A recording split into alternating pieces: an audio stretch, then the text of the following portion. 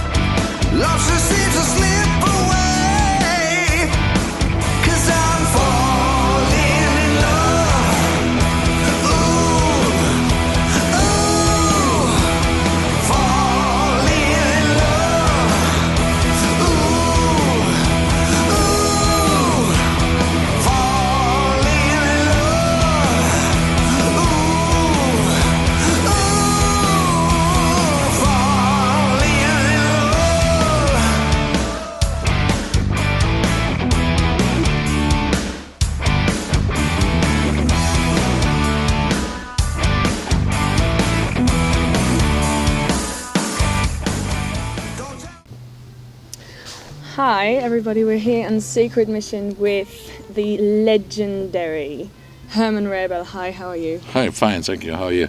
I'm very well, thank you. Well, may I just say it is a phenomenal honor to see you and to have this opportunity to actually talk to you about your life, which was absolutely incredible. Well, thank you very much. I was lucky. And talented, but detailed. Yeah, well. Well, let's actually start talking about, your new album, which is coming out soon. It's called Acoustic Fever. And it's pretty much a new interpretation of all the songs, or most of the really big songs that you played with the Scorpions. Yeah. How was that? Well, it was just an idea I had a long time in my head, so finally I went and recorded the album in 2013, and I decided actually to record all the songs I wrote for the Scorpions, or co-wrote, or wrote the lyrics for. So those are the songs on the album. So right now you have 13 songs on the Acoustic Fever album, and I said to myself it would be great to have a different singer for each song, to give the song a different character. So I went on the phone and phoned up my old friends who I met over the years, doing concerts with, or doing shows with, or meeting in the studio. So I contacted Bobby Kimball and I asked him to sing Rock You Like a Hurricane, and he did a fantastic job, I think. Mm-hmm. I phoned my old friend Don Dokken, who sang on the album You Give Me All I Need. I contacted Alex Liggerwood from Santana, who sang Is There Anybody There? And I contacted Jack Russell, who sang Don't Make No Promises. Tony Martin from Black Sabbath sang a fantastic version of Another Piece of Meat. And Paul Shortino sang a great version of Love is Blind, and the same goes for Gary Barton, who sang a great version of Falling in Love. So all those great singers on this album gave it a complete new thing. So I think it's definitely worth hearing it. And also, as you know, we're touring the Acoustic Fever tour right now in a few weeks in Germany and in Switzerland, and also, of course, in Italy. Okay, wow. Well, where did you record the songs? Was it just in one studio, or did everybody go to different places? The basics were done in one studio near Münster in a little village called Craven. The studio is called Kid Room Studio. But the singers were recorded all over the place. Most of those singers had their own little home studios at home. So what they did, they recorded the vocals at home. Yeah, of course. And they sent me the vocals to the Kid Room Studio, where I, together with Michael Fox, we were sitting there collecting everything, and then Michael was mixing it down, you know. So I'm thinking, you know, this was one way. With Bobby Kimball, it was different. We recorded Rock You Like a Hurricane in Wiesbaden because he was there and I was there. We said, okay, let's go tomorrow in the studio and record it. And it was a 3-hour session. And well, of course, he's a professional singer, so it was not a big thing for him. He sang it 3-4 times, and I picked the best take. You know, that was it. You know, that was easy. But so this is how the songs got together. The same with the guitars. They were recorded mostly at the guitar player's home studio and sent to me at Kid Room Studio in Germany. I see. Wow. Yeah, well, this is how the album got together. and they're all on this CD. They're all on this CD, all the singers, all the guitar players, all the songs. It's worth checking it out when you go to my website, hermanrarebell.com. You can hear a sample of each song. The same goes when you go to Amazon or you want to download it on iTunes. You can hear all the songs, you know, you can also, of course, download them. Of course. Although I will probably buy the CD, but you know. Yeah, it's better to have it in the collection. It's better that to way have it. Yeah. Solid form. How was the feeling to work with such huge, you know, names in the music industry, you know, after so many years? Well, I think they were all down to earth. You know, nobody played the big star and told me I won $1 million if I sing this song. So they were all normal. Everybody said yes. I feel really happy about this. Yeah. Honored, of course, that they did this, and it was a very relaxed feeling producing this album. As I said, everybody was open to suggestions. Nobody said, no, I'm not going to sing it like this. Most of the time I said to them, sing it the way you feel it, and then if I had something to moan about, I would then complain. I said, no, I'm not 100% happy with this now. Can you sing it more closer to the original record? And so they did, you know, and I think each of them did a terrific job.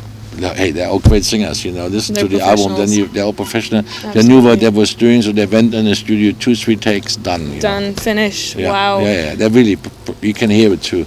Was it very different to, you know, recording with the Scorpions way back? I mean, in the 80s, we recorded an album 2 or 3 years long, you know. We went through all the processes. No, it's not good enough. Let's do it again. We can do something better there and there. Yeah. In my opinion, I think you lose a lot of momentum.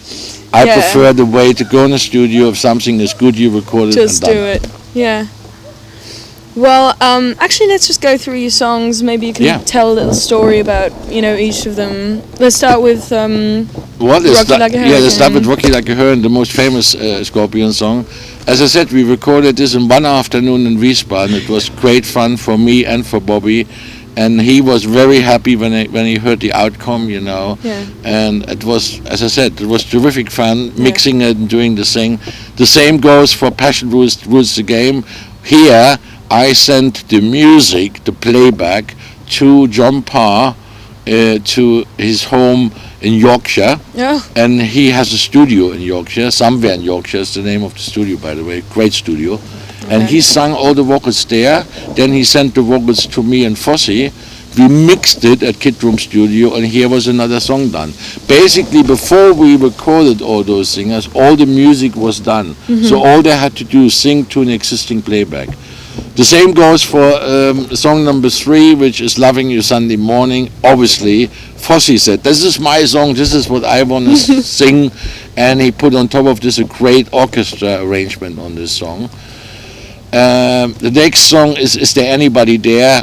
I think this was a fantastic song. It was my choice to pick Alex Liggerfoot from Santana for this, and he did a terrific job on this song. He sang it different than Klaus, but really, really great, you know, so the song didn't lose his momentum and the feeling. Song number 5, you know, You Give Me All I Need. Obviously, this, when I said to Don, what would you like to sing? And he said, well, to be honest, I would like to sing a ballad. And so I said, well, here is You Give Me All I Need. And he said, this is perfect for me. This is my song. Yeah. And with Doogie, I said to him, I would like you since he has a very melodic voice, I would like you to sing "Make It Real." Obviously. Obviously, the perfect song for Obviously. Doogie. And there's one singer on the album. His name is Johnny Giuelli.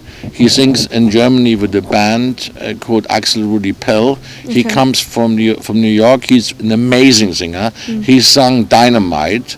And he told me a funny story. He said, I grew up with this song. When I was 14 years old, I was singing along to this song. I said, well, here you go. You can sing it, you know. The same goes for Falling in Love. Obviously, this is a song for Gary Barden.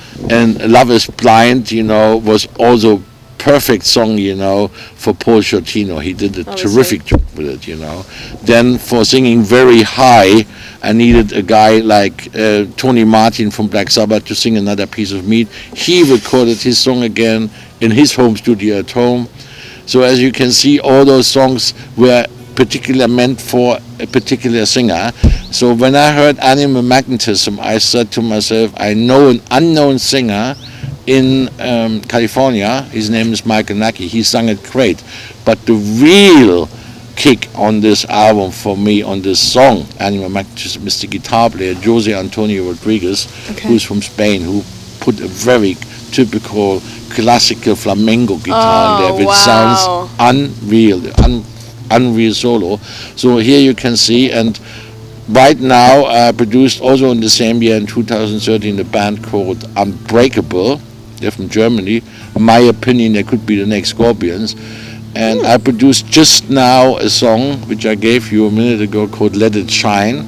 And this song is sung by Al Crespo from Unbreakable, and I think he did a great job singing that song. This song is a peace song, and it's for me the follow-up song to Wind of Change, because 25 years ago, as you remember, the wall came down, and with the wall coming down also we had a song out at the time called Wind of Change, which was a big hit all over the world. But before the wall fell down, 3 months before, was the Moscow Peace Festival. On the Moscow Peace Festival, I have film footage at home. You see us play on stage with a Russian band called Gorky Park, and there's also American musicians on stage from John Bon Jovi, and David Kirschbaum, the keyboard player, and Richie Zambora, and we jammed together with this Russian band, and Matthias and myself and Klaus Meiner, we are on stage jamming. So there you see that the nations can work out through music very well together. Absolutely. And 25 years ago we went to Russia with the philosophy in our heads, the Moscow Peace Festival. We bring peace and love to the country, not like our fathers who came with tanks. We came with guitars and drums. And now we are in the Cold War again, 50 years back. As you can see, the situation in Russia and Ukraine and America, everything is not peaceful anymore. So therefore, this song, Let It Shine, and this is a message to the world that no war was ever won. Show me one war which was won. It doesn't exist. There's always losers in every war. There's not winners. On both sides. There's always losers on one side. People die. And after a lot of people died, and people suddenly realize what we're doing here can't be the right thing. Obviously. So then, obviously, then there are going to be compromises, peace talks. I think I hope they'll do this now. Sit on a round table, do peace talk, and solve the problem. So this song, Let It Shine, is meant for all the people worldwide who love peace. And so this is the message. There needs to be more light in this world. Let it shine. Wow. Well, so it's a very lovely song for this thing. Guys. And Al Crespo, the singer from Unbreakable, sang a good job. I put it on the album as well, so I think, it's a perfect message for the world. And listen for my to fans, him. Everybody, peace. I heard that, you actually had an audience with Gorbachev. Yeah. How did you get there? I tell you one thing, at that time in 1998, we were the last ones actually who saw Gorbachev before he was taken off power. Yeah. It was in the last week of November. Oh God. And I know everybody wanted to go in the Kremlin at the time, you know. I know Mick Jagger or Michael Jackson or Madonna, they were biting their nails, you know. Oh, and we got in there very simply because Mr. Gorbachev and his wife and his family were Scorpions fans. From the first moment we played in 1988 in Russia, we played in Leningrad, which is St. Petersburg. And when we played there, they cancelled 5 shows in Moscow because they were very close to the 1st of May, the day of the Labor Day, the day of work, and they were afraid that there would be a revolution if we played that day there. So we played 10 sold-out shows in Leningrad, and at the time we already heard that Mr. Gorbachev was a fan and his family, but they showed up at the Moscow Peace Festival, and we got the invitation then and there, where they're saying, yes, we would like you to invite you to the Kremlin. And a few weeks later, we got the invitation. We couldn't believe it. And it was just like in the movie. The black limousines, the red carpet. And we came in there, and there was a normal human being who treated us as normal human beings for 3 hours. He was even very funny. One episode was when he said to the band, "What is heavy metal?"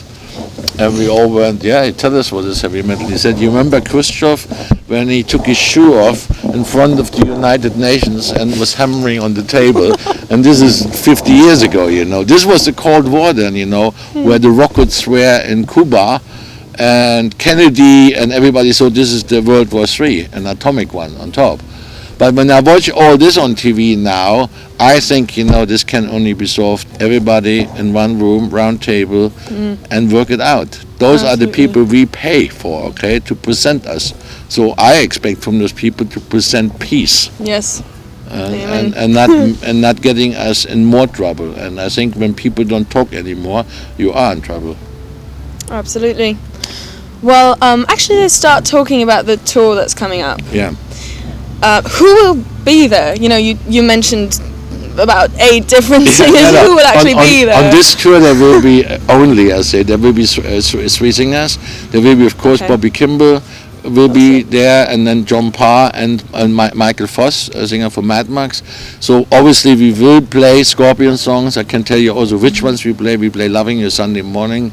We play, of course, Rock You Like a Hurricane. We play, of course, Still Loving You, by the way, an instrumental. The same goes for Wind of Change, played by Claudia Raab. Then we play Make It Real, of course. And Is There Anybody There? Then Passion Wood's the Game, and John Parr will sing that, just like on the records. Then, of course, we play from Toto, the big hits. We play Hold the Line, Africa, Rosanna. We will play, of course, the big hits from John Parr, St. Elmo's Fire, Naughty Naughty. And the rest will be a very entertaining show. And I think, you know, you will hear all those classic hits in 90 minutes. It will be a very entertaining evening, I can promise. Great. What will what can the audience expect as, you know, of the show? Will you come in your rocker outfits? No, on this show it will be unplugged, so we will go on stage probably with our jeans on, you know, and some nice jackets, obviously. But we will play unplugged, so we're not gonna run around like in a rock show. But I did already re-record just a few weeks ago all those songs electrically, and this is the next step in 2015, where we will go out and also rock the audience with those songs and play electric, you know. So in other words, with bolts, rock and roll, you know. This will be in 2015. But now in the fall, going towards Christmas, we decided to make a nice acoustic evening, a nice peaceful evening, where we also going to introduce the new single, Let It Shine, you know, in Baden-Baden. The message is peace. The message is peace, and the message is enjoy the music peacefully. This is a nice evening for your memories, you know, where you're going to relive your youth. You're going to hear all those great hits one after the other. And I think especially people who are over 35 will enjoy this very much, because it will bring all their memories from the 80s and 90s. Long time before you were born. Well, yeah, you know. So we look forward also for a young audience, because they will enjoy all those hits. And I think a great song is a great song. It doesn't date. It doesn't matter. Still Loving You will be always a great song. Same for Rock You Like a Hurricane or Rosanna or Hold the Line. Those songs are timeless classics. I mean, it sounds amazing, and I wish I could have been there. You will be there. I will be there. How is it feeling now? You know, it's a new group. How is it to go with this group and be the leader?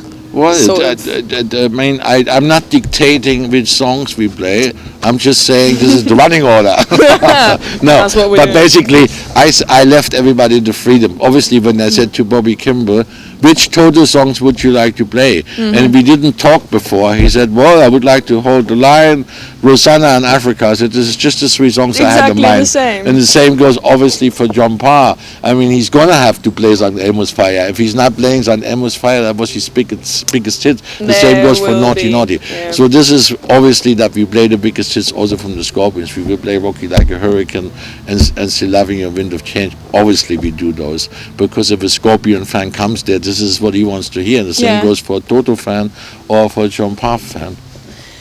Now, obviously, as you know, a very young person, sort of, who really didn't, you know, experience all that rock and metal feel and spirit, you know, of the 80s. How was that to live as a rock star? I think the 80s were the best period for a rock star to live, because at those days you didn't have so many restrictions like you have now. Now you have restrictions nearly on everything. At least we had the freedom, you know, with a lot of things, you know. It was really sex, drugs and rock and roll in those days. And I think nowadays everything is restricted because we have a lot of health problems all over the world. We have different drug problems. The crack didn't exist, for example, Yeah, then, obviously. and all those heavy stuff which is around then. The world was politically in a completely different outlook than now. People were on a love and peace trip, so to speak, you know. Obviously. And now when I watch the whole thing, I'm not saying that because now I'm looking back as an old man. I'm just thinking that was the best years, really, for rock and rock stars. When you look at the arenas and the old film footage we have, you can see how much fun people had then. You know? Yeah. It was out of control completely. So for me, I would say the golden years I had anyway with the Scorpions, you know, the second half of the 70s, the complete 80s and the complete half of the 90s. So I really had the best years, and I say every day to my creator, thank you very much for all this, you know. No, it was a great time, but as we say in Germany, all good things come to an end, and I felt it was time for me then, after 20 years being with the Scorpions, also to do something new. So I've been on the other side. I made a record company, as you know, with Prince Albert. Yep. And now I have this band, and I feel very good, you know. And as long as I can play music, I feel good and happy. Great. Well, yeah. I mean, you mentioned it already. You had you made a record label called Mosocw Records. Yeah. With Prince Albert. Prince Albert from Now he's Monaco. Prince Albert. Now he's the king there. I mean, how did you do that? How did you even Very meet simple. him? I lived for 17 years in Monte Carlo. I was married there. My ex-family lives still there. My daughter is from there. So one day Albert approached actually me, and I met him. In a concert? No. He had a person working for him in his office, and that person knew me also, and said to me, "Did you know that Albert studied in America? He's a big fan of Blackout and the Scorpion. He heard you live now in Monte Carlo. He would like to meet you." So we met, and we got on really well from the first moment. He was a drummer like me. He showed me his drums in the palace, you know, and so we had something in common. We talked about this, and one day he said to me, "There's no record company here," so one night we was sitting there drinking like normal guys, some beers, said, "Hey, let's make a record company." That's what we did in '96, and we had it actually quite successful till 2001, when all the big companies got broke because of the internet and all the digital distribution, you know. So we had to give up. But we had lovely 5 years with the company, lots of fun with it, and the friendship is until this day. In fact, I saw him just a year ago. He came to the wedding of my daughter. Klaus and Rudolph also, you know, it was quite good. Yeah, it was quite fun. Wow. Yeah, it was fun. So, you know, I mean, Monaco is basically my second home. I mean, I lived there 17 years that's long, you know. crazy. Long time. Long time, Oh my yeah. God. Well, I mean, A you. lot of things in my life happened. yeah. Well, you've had a whole life before I was Wow. even born, which Wow. is crazy. Yeah, crazy time. Wow. Well, I mean, you know, so how is it now, you know, in comparison to then, when you're on the stage now, after all these years, and, you know, you've been places, you've done things, how how does the audience react to you now? Fantastic. We did this concert 1 year ago with Acoustic Fever, which you can see on my website. The audience went completely crazy. And I must say, when I see all this, it brings good memories. We don't play like a stadium anymore, Yeah. an arena in a stadium with 100,000 people. But when we go out there, 500, 600 people are there. We feel fantastically happy. We play our music to our hardcore fans who sit there, and you can see that their eyes are shining when they hear the songs. You can see their youth going back. You can literally see Back to the Future in front there. This makes us all very happy. I think we're blessed anyway that we still can play this music in our age, that nobody is really badly ill and cannot play anymore, cannot move his hands anymore. All those things I consider extremely lucky that I still can play drums with being over 60. I think this is a gift of God. I mean, how do you do it though? I keep myself fit. I have to. I play every day. I rehearse every day. I keep my bones, my hands, and my knees and my legs fit. Where I play a day, I walk a lot. Basically, you have to keep your body physically fit. You know, this is the whole secret. And don't eat all that shit out there. That is the next thing, you know. You have to also sort out your food and think what I'm going to eat. When I go to America, then I know that people eat the wrong food there. They do.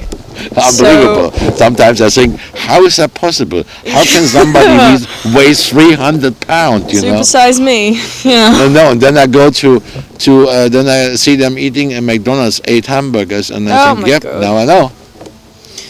Well, last question actually. So, where can we see you? You can see me actually in a few days in October. The tour starts actually in Switzerland, in Zurich at the Alte Kaserne. The next day is a music festival in Bozen, which is in North Italy. Okay.